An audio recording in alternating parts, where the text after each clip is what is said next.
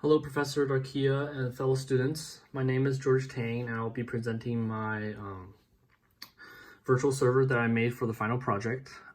Two things to note. First, I'm running a Windows Server 2016, and second, I'm recording on my phone because the mic on my computer is broken, and yeah. So hope that everything goes well and you can see perfectly fine. So after I go into the Windows 2016 server, I go to server manager. So for the first point, if I go to my local server, you'll see that I've named my server Tang Final Project. Okay, I had to cut it short a bit because there was a NetBIOS problem. Anyways, after that, for point 2, I went ahead and named my domain georgemason.edu. Because my first name is George, so it's not much of a coincidence. But as you'll see here, I initially was a little confused on instructions. It's my fault, but I named the Active Directory like Forest George T. Mason. One thing that you can see here is that I'm logged in as administrator to George T. Mason.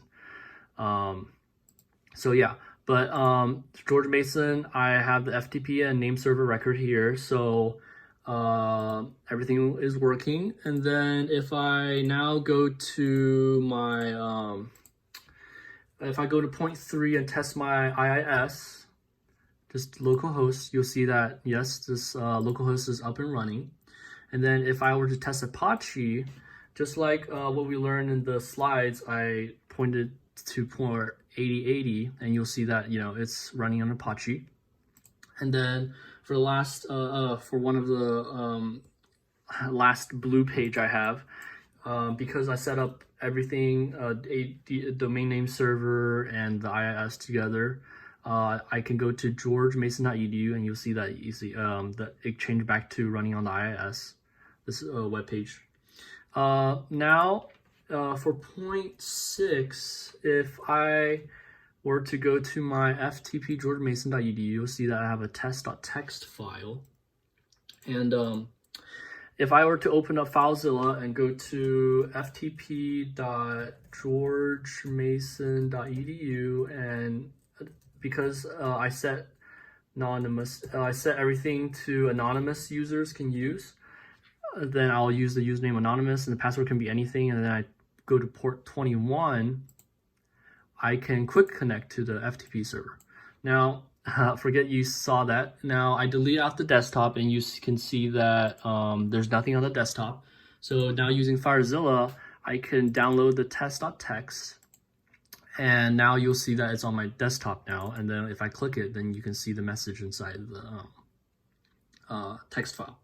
Now for the last point about configuring a content management system, this is gonna look a little weird, but first I'll demo what I have.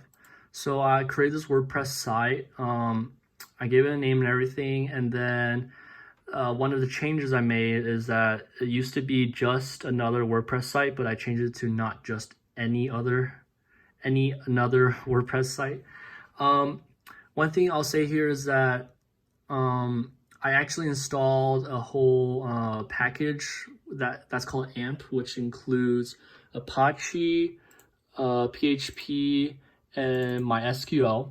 So, but this clashed with the previous Apache server that I installed, so I actually had to install that, and I had to go in here and change the, I had to change the httpd.com file so that it will target this port. And then I had to install download WordPress and put it in the www folder after I created a domain name, so thereby I can create this site.